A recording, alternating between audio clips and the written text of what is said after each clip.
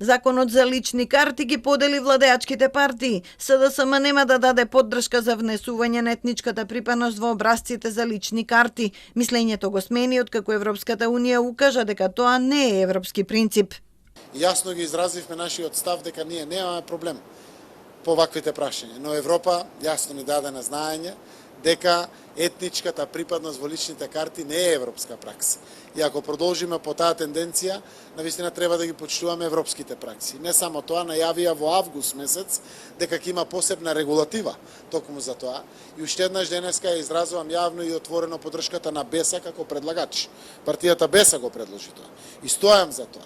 Но дефинитивно не е возможно да се најде решение во собранието. БЕСА инсистира на вакво решение во личните карти. Предлог законот го поднесе пред неколку месеци и доби поддршка од другите владеачки партии. Откако Левица го блокираше законот во комисијата со неколку стотици амандмани, БЕСА поднесе амандман со иста содржина на предлогот поднесен од МВР.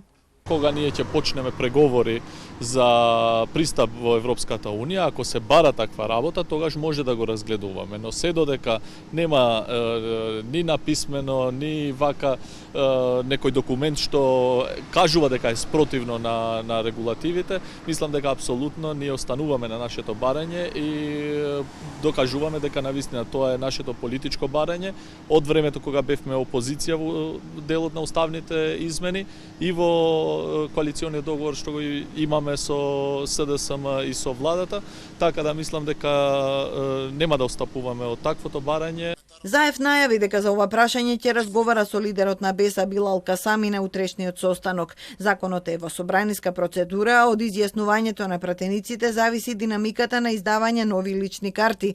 Премиерот признава дека за овие нови документи чекаат 12.000 граѓани и дека таа бројка наредната недела веројатно ќе се искачи на 15.000.